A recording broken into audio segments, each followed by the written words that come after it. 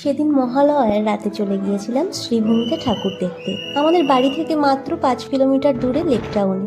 তিনজনের স্কুটি করে যখন চলে গেলাম তখন প্রায় রাত 11:30। ভিড় তেমন একটা তখন ছিল না, বেশ ফাঁকাই প্যান্ডেল আর প্রতিমা দুটোই দর্শন করে এলাম।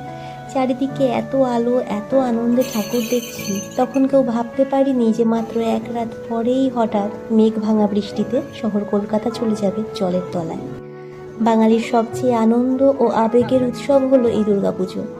আর এই দুর্গাপুজোর প্রাক্কালে এমন দুর্যোগ মেনে নেওয়া সত্যিই কষ্টকর।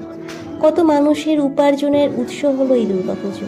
টিভি নিউজে দেখলাম লক্ষ কোটি টাকায় গড়া মণ্ডপ ক্ষতিগ্রস্ত, কুমারটুলি জলমগ্ন হয়ে আছে, মায়ের প্রতিমা নষ্ট হয়ে যাচ্ছে।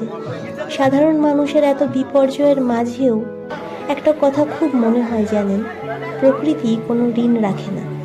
মানুষের এই আরাম বিলাসিতা আর ভোগের তৈরি এই শহরে তাই বুঝি মা দুর্গা কোনো শিক্ষা দিতে চাইলেন। তবুও মা দুর্গার কাছে এই একটাই প্রার্থনা, এখন আবার সারিয়ে তোলো কলকাতা শহরের সমস্ত ক্ষত। অনুপম রায়ের গানের ভাষায় বলতে হয়, শহর জুড়ে থাকুক প্রেমের মরশুম। সকলের পুজো ভালো কাটুক। শুভ শারদিয়া সকলকে।